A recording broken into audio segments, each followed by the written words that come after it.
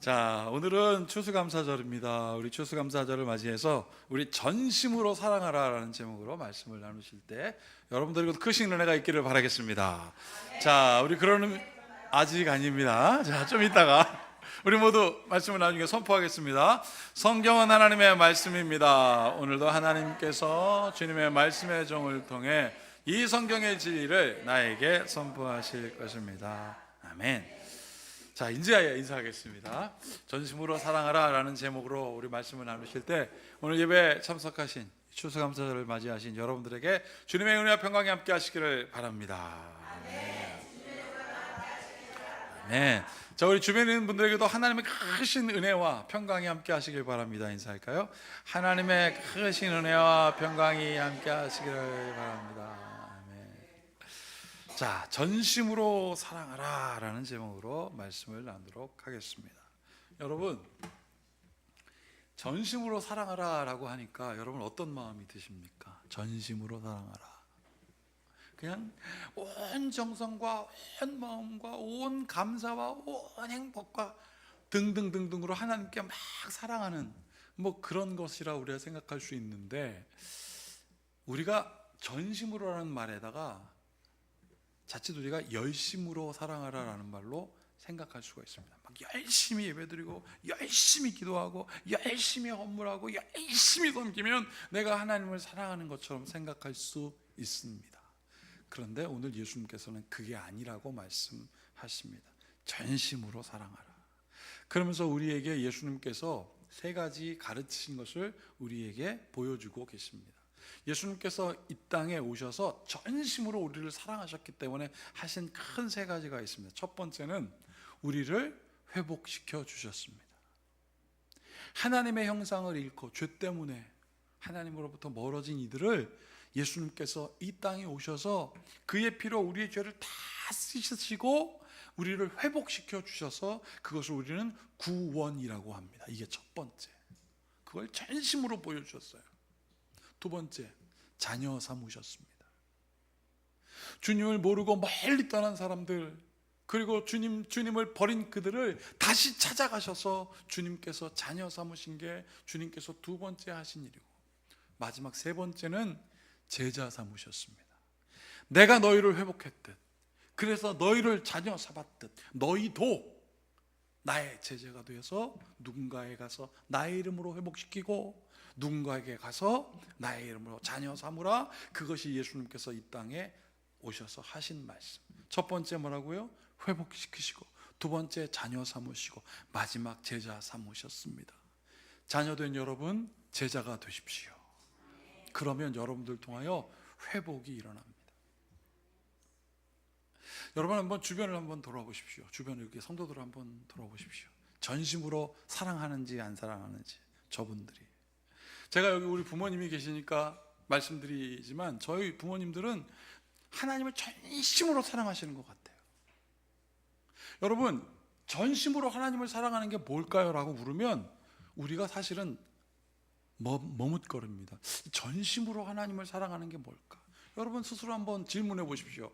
하나님을 전심으로 사랑한다고 하는데 이 전심, 온전 전자에다가 마음 심자, 온전한 마음으로 하나도 빠짐없이 하나님을 전심으로 사랑하는 게 뭐예요? 라고 누군가 물으면 여러분들 뭐라고 대답하시겠습니까? 제가 오늘 그 말씀을 드리겠습니다. 전심으로 하나님을 사랑하는 것, 전심으로 누군가를 사랑하는 것, 그것은 바로 어떤 의미이냐면, 하나님, 내가 원하는 것이 이만큼 있는데 이것을 위하여 내가 전심으로 하나님께 구했습니다. 하나님, 이것을 이루어주세요. 전심으로 하나님께 구했습니다. 이거에 가짜가 어디 있겠습니까? 그러나 이것이 이루어지지 않는다 하여도 하나님 뜻대로 하십시오. 이것이 전심입니다. 내 뜻대로가 되는 것이 아니라 아버지 뜻대로 하여 주십시오라는 고백이 이르는 것이 진짜 전심이라고요. 그래서 내 이웃을 내 것처럼, 내 몸처럼 사랑할 수 있는 거예요. 그러면 어떻게 됩니까? 닮습니다. 여러분, 누군가를 사랑하면 닮는다 그러잖아요. 여러분, 연인들이 사랑해서 커플티 입는 것은, 그거는 진짜 좋아해서 그런 게 아니라 거긴 조건적인 게 있어요. 내가 이만큼 사랑했으니 너 이만큼 안 사랑하기만 해봐. 그러니 똑같은 옷을 입으려고 해요. 부부가 똑같은 옷 입는 것과 달라요. 그런데 연인도 닮아가려고 하는데 진짜 닮아가는, 진짜 사랑하는 집단을 뭐라고 하냐면 사회의 최소의 집단, 가족입니다. 가족은 닮습니다. 무조건 닮습니다. 유전자 때문에 닮습니다. 유전자 때문에 닮아요. 이번에도 종교개혁 탐방하는데 어떤 장로님이 그러더라고요. 안시광 목사님의 이렇게 막 이 겉모습을 보면 뭐 헌칠한데 저것만 보면 부모님을 알 수 있대요. 우리 부모님 헌칠하십니다. 네. 헌칠하세요. 그런데 믿거나 말거나 헌칠하세요. 그런데 이게 무슨 뜻이냐면 DNA 때문에 겉모습은 닮아요. 그런데 신기한 게 닮는 게 있습니다. 습관이 닮아요. 목소리가 닮아요. 이건 왜 그럴까요? 함께 있기 때문에 그렇습니다. 여러분, 그런데 우리 가족 간에도 안 닮은 사람들이 있어요. 우리 교회에도 그런 게 있습니다. 우리 최혜진 권사님하고 우리 최승희 사모는 절대 안 닮았습니다. 자매라고 하지 않아요. 그런데 신기한 거는 그들의 모습을 통해서 그들의 부모님의 얼굴이 보여요. 신기한 겁니다. 사랑하면 닮아요. 오늘 그런 의미에서 창세기 1장 26절에서 28절까지 있는 말씀이 굉장히 의미가 있습니다. 보세요. 하나님이 이르시되 우리의 형상을 따라 우리의 모양대로 우리가 사람을 만들고 그들로 바다의 물고기와 하늘의 새와 가축과 온 땅과 땅에 기는 모든 것을 다스리게 하자라고 하셨어요. 영어 성경에 보면 Let us make man 그랬어요. 사람을 만들자. 자, 우리 만들자. 그게 let us거든요. 자, 우리 만들자. In our image. 우리의 이미지에 따라서 만들자. 하나님의 형상에 따라 만들자. 그러면 하나님의 형상과 여러분들은 닮았을까요? 안 닮았을까요? 닮았습니다. 그 닮은 사람들에게 하나님께서 뭐라고 하냐면 자, 우리 그들에게 다스리게 하자. 그러면서 우리의 모양대로 사람을 만들고 바다의 물고기와 하늘의 새와 가축과 온 땅에 기는 모든 것을 다스리게 하자. 그러면 하나님의 형상을 입은 우리로 하여금 하나님은 어떤 은혜를 주신다? 형통케 하십니다. 그 은혜를 바라십시오. 당연한 겁니다. 그러면서 27절 보세요. 하나님이 자기 형상 곧 하나님의 형상대로 사람을 창조하시고 남자와 여자를 창조하셨습니다. 남자와 여자는 분명하지 그 중간에 중성은 없어요. 남자와 여자지 남자와 여자의 중간은 없어요. 하나님은 분명히 그렇게 말씀하셨습니다. 남자와 여자를 창조하시고 마지막에 Great Commandment라고 했어요. 위대한 명령을 주십니다. 28절 같이 읽어보겠습니다. 하나님이 그들에게 복을 주시며 하나님이 그들에게 이르시되 생육하고 번성하여 땅에 충만하라. 땅을 정복하라. 바다의 물고기와 하늘의 새와 땅에 움직이는 모든 생명을 다스리라 하시니라. 여러분, 26절에 하나님께서 그 성부 하나님, 성자 하나님, 성령 하나님께서 그렇게 하자라고 결정하셨는데 28절 어떻게 됐습니까? 다스리라. 하나님의 형상을 받은 우리는 그렇게 하게 되어 있습니다. 여기 이걸 보고 하나님 되게 좋아하셨어요. 여러분 아시죠? 기쁨, 심히 기뻐하셨다. 여러분, 최고의 영업과 최고의 광고 전략이 뭘까요? 그거는 매스미디어를 통해서 막 영상들이 막 지나가고 막 떡볶이 먹던 사람들이 하늘을 막 날아가고 그렇다고 떡볶이가 맛있는 게 아닙니다. 최고의 영업과 최고의 광고는 입소문입니다. 입소문이 나야 돼요. 근데 그 입소문이 난다라는 뜻은 무엇을 담고 있냐면 경험이 있다는 뜻이에요.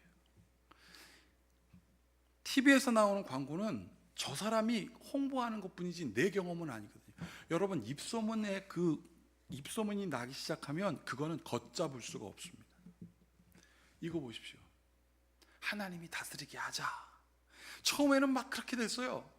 남자와 여자가 아담과 하와가 그 뜻대로 하니 정말 생육하고 번성하게 땅에 충만하고 그때는 행복했습니다. 왜요? 하나님께서 말씀하신 대로 내 뜻이 아니라 누구 뜻? 아버지의 뜻대로 하니까. 전심으로 하니까 그게 됐어요. 그러니 어떻게 했습니까? 하나님의 복이 형통이 막 일어납니다.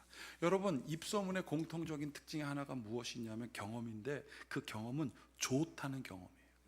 나는 여러분들을 통하여 하나님의 형상이 나타나는 입소문이 나기를 축복합니다. 주님, 나로 하여금 하나님의 형상, 저 사람 보니까 예수 믿는 사람이구나. 여러분, 그래서 오늘 시편 119편에 이런 말씀이 있습니다. 한 절씩 교독해 보겠습니다. 행위가 온전하여 여호와의 율법을 따라 행하는 자들은 복이 있으며 여호와의 증거들을 지키고 전심으로 여호와를 구하는 자는 복이 있다. 행위가 온전한 사람은 어떤 사람입니까? 복이 있대요. 근데 행위가 온전한 사람은 어떤 사람이냐면 여호와의 율법을 따라 행하는 자들이랍니다. 이 행위가 온전한 사람들이 여호와의 율법을 따라 행하는 사람들인데, 이거 무슨 뜻이냐면 기준이 분명하고 저 사람들은 질서가 분명하는 거예요. 선이 쫙 세워지면 넘나들지 않는 사람이에요. 내가 하나님의 뜻을 따라간다면 우리의 삶에 어떻게 적용이 되냐면, 첫 번째, 예의가 있어요. 누군가를 배려할 줄 알고 누군가를 생각하지 않고, 그래서 예수님께서 첫째는 무엇이다? 하나님을 사랑하고 그 다음은 내 이웃을 사랑한다. 질서가 분명해요. 그래서 저 사람에게 막 넘어서지 않습니다. 강요하지 않습니다. 강압하지 않습니다. 그런데 그 사람들에게 무엇이 넘칩니까? 여호와의 증거가 나타나는데, 저 보세요. 2절에 보면 여호와의 증거들, 입소문이 나는 거예요. 여호와의 증거들을 지키고, 여기 나오지 않습니까? 전심으로 여호와를 구하는 자는 복이 있다. 전심으로 내 뜻을 구하는 것이 아니라 아버지의 뜻을 구하는 자는 복이 있도다. 이 복이 있도다, 복이 있도다 계속 강조되고 반복되는데, 이것은 여호와 하나님께서 주시는 모습을 닮았더라. 하나님의 형상을 닮아가는 것입니다. 여러분, 예수님께서 가시는 곳곳마다 사람들이 자꾸 말을 합니다. 어떤 말을 하냐면 이 말이에요. 저 사람 누구야? 예수님이 가는 곳곳마다 사람들이 질문해. 저 사람 도대체 누구야? 그러니까 어떤 사람들이 이렇게 합니다. 저 사람 그 요셉과 그 목수 요셉과 그 마리아라는 이름은 슬픔이란 뜻이거든요. 맨날 슬픔에 겨워 있는 저 마리아의 아들 아니겠어? 아니, 그런데 나사렛 출신이래. 나사렛 출신, 저 천민, 거지, 가난한 사람, 외로운 사람, 소외된 사람들이 사는 나사렛 출신이래.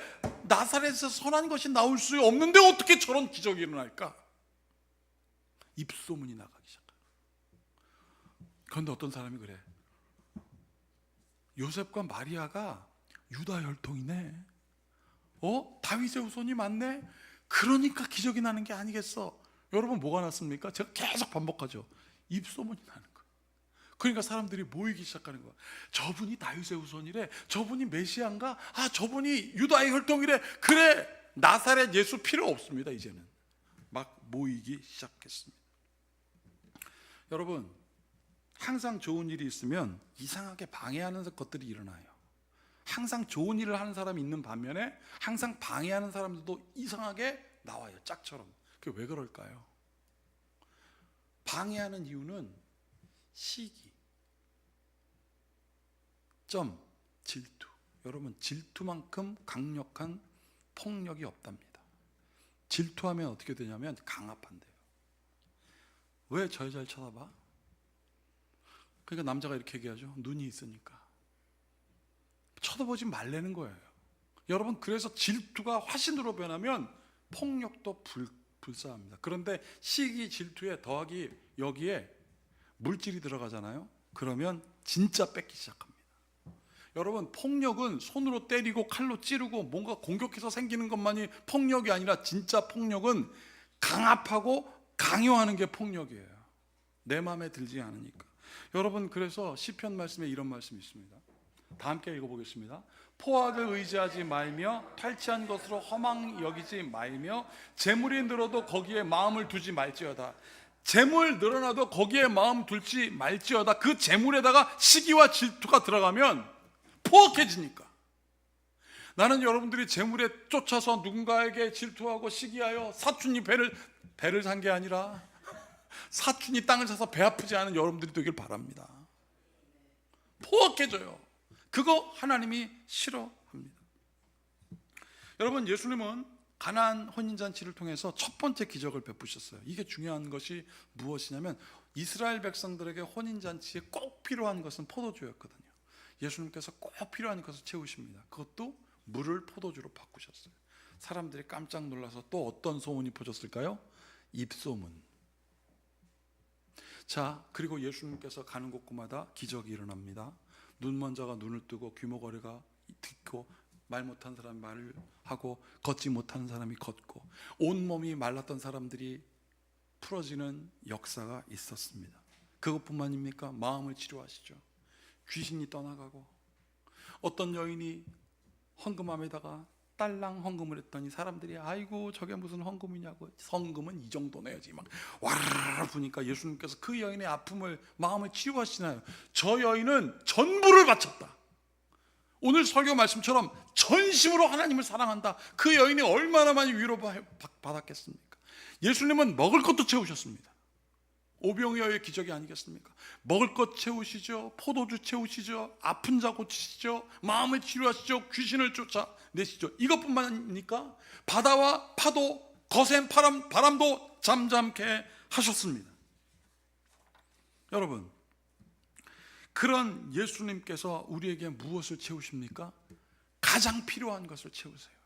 쓸데없는 것을 채우시는 것이 아니라 우리의 가장 필요한 것을 채우시는 그 예수님께서 여러분들의 구원자이십니다. 그분께 구하십시오. 다만 내 뜻대로 하지 마시고 주님 뜻대로 해보십시오. 이게 얼마나 안전합니까? 하나님이 우리를 채워주시는데 말이죠. 그런데 사람들이 이 좋은 일을 하시는 예수님께 방해하기 시작합니다. 비판하기 시작합니다. 사람들이 구름대처럼 몰려다니니까, 거기에 물질이라도 생길까 봐. 그래서 지도자들이 예수님께 질문합니다. 엉뚱한 질문을 하죠. 이 돈이 하나님께 드려야 될 돈입니까? 이 돈이 가이사에게 세금을 바쳐야 되는 돈입니까? 엉뚱한 질문 막 합니다. 여러분, 그런데 놀라운 것은 예수님께서 그런 엉뚱한 질문, 가시독진 질문을 할 때마다 예수님께서 어떻게 하셨습니까? 넉넉히 당황하지 않고 말씀하셨어요. 그게 바로 우리 주님이세요. 그래서 주님을 의지하는 자는 당황하지 않게 해 주십니다. 여러분, 이 말씀 보십시오. 마가복음 12장 28절에 이런 말씀이 있습니다. 서기관 중 한 사람이 그들이 변론하는 것을 듣고 아주 중요한 얘기를 합니다. 예수께서 잘 대답하신 줄 알고 나와 묻되 모든 계명 중에 첫째가 무엇이니까? 여러분, 서기관은 율법을 공부하는 율법 학자입니다. 그 사람이 지금 예수님께 율법의 기본을 묻고 있어요. 이거는 예수님, 네가 정말 기본은 알아? 기본 질문해볼까가 아니라 중간에 뭐라고 되어 있습니까? 예수께서 잘 대답하신 줄 알고 나와 물었습니다. 아, 예수님께서 모든 것을 아시는구나. 예수님께서 다 저렇게 잘 대답하시는구나. 그래, 그러면 나도 물어야지. 겸손해졌어요. 내가 율법 학자지만 율법의 첫 번째부터 묻는 거예요. 정말 궁금해진 거예요. 예수님께 나와서 그 입소문이 맞는 거예요. 그래서 물었습니다. 예수님, 율법의 첫 번째가 무엇입니까? 라고 겸손해져서 묻습니다. 이게 뭐예요? 내 뜻이 중요한 것이 아니라 예수님의 뜻에 관심 가게 된 거예요. 그러니 예수님께서 대답해 주십니다. 예수께서 대답하실 때 첫째는 이것이니 이스라엘아 들으라. 주 곧 우리 하나님은 유일한 주시라. 내 마음을 다하고 목숨을 다하고 뜻을 다하고 힘을 다하여 주 너희 하나님을 사랑하라 하신 것이요. 둘째는 이것이니 내 이웃을 내 자신과 같이 사랑하라 하신 것이라. 이보다 더 큰 계명이 없느니라. 목숨 다하고 뜻을 다하고 힘을 다하여 모든 것을 다하여 하나님을 사랑하라. 그런데 이것이 네 뜻이 아니라 하나님을 사랑하면 너도 내 이웃을 사랑할 수 있게 된다. 그 예수님의 말씀이에요. 그러니까 이 사람이 맞았어요. 여러분, 이게 무슨 뜻일까요? 내가 아는 것과 예수님이 아는 것이 맞았어요. 그럼 뭡니까? 내가 예수님을 닮았구나. 내가 하나님의 형상에 따라 입었구나. 그러니까 이 사람이 기분 좋았어요. 이렇게 대답합니다.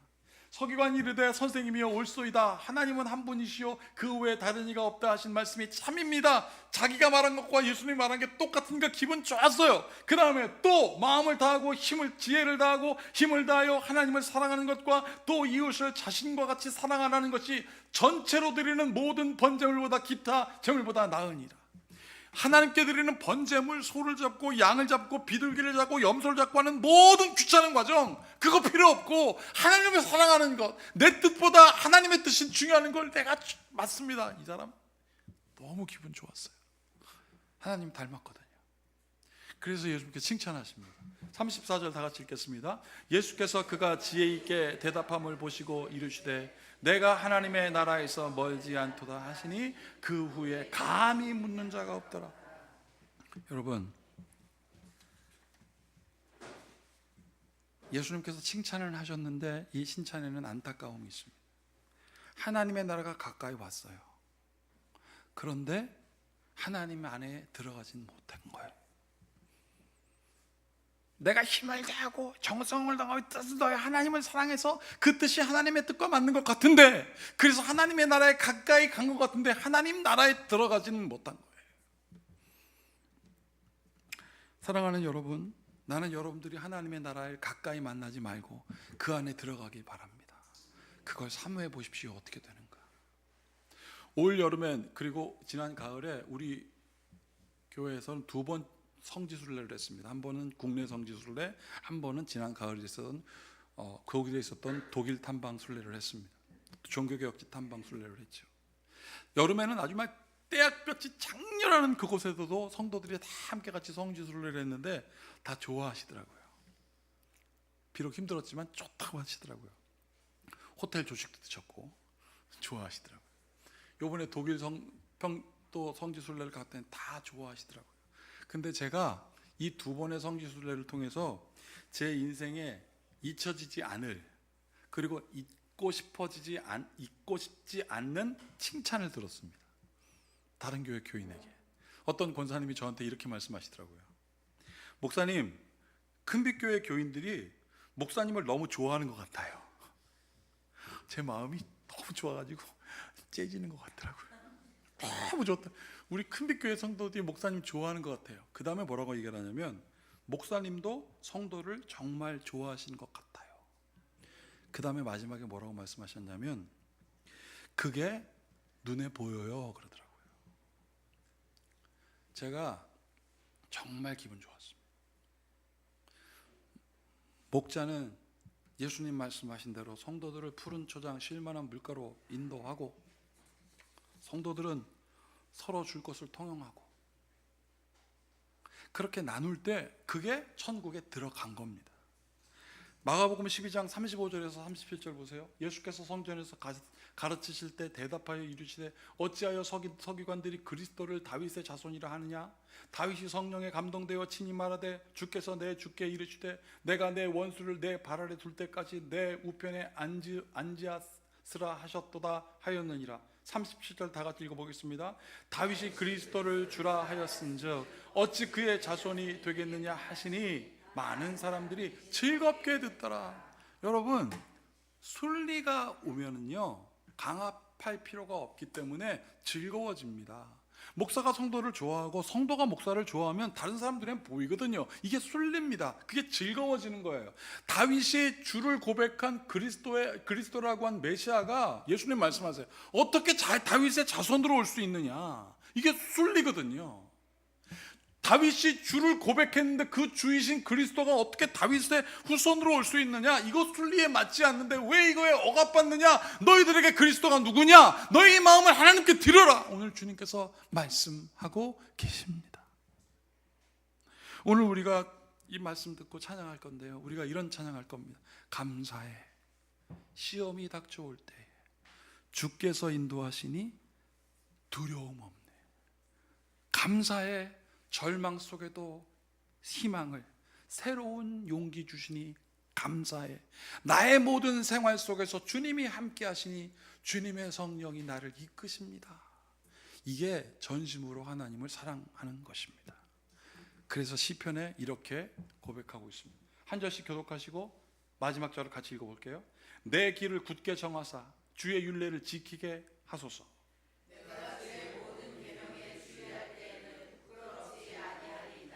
내가 주의 의로운 판단을 배울 때에는 정직한 마음으로 주께 감사하리라. 아멘. 전심으로 하나님을 사랑하는 사람의 마음엔 정직이 있거든요. 여러분, 애매하게 알고 있잖아요? 그러면 시험당합니다. 정확하게 알면 시험당하지 않습니다. 누군가로 영어로 막 얘기를 하는데 나는 스쿨만 알아. 그러면 이상하게 해석하는 것과 똑같습니다. 주님을 바로 아십시오. 그러면 전심으로 주님을 사랑하는 방법이 무엇인지 알게 될 것입니다. 그 방법은 내 뜻대로 하지 마시고 아버지 뜻대로 하십시오. 이것이 우리 주님의 고백이기도 합니다. 이 모든 지각에 뛰어난 주님의 평강이 그리스도 예수 안에서 여러분들의 마음과 생각을 지킬지어다. 기도하시겠습니다. 순리에 따르면 되는데 우리는 자꾸 강요하고 강압하는 통력으로 들어갑니다. 주여, 엉뚱한 것에 자칫 잘못하여 제대로 알지 못하여 시기 질투에 빠지지 말게 하시고 예수님을 제대로 하러 하나님을 의지하는 담대함 있게 하여 주시옵소서.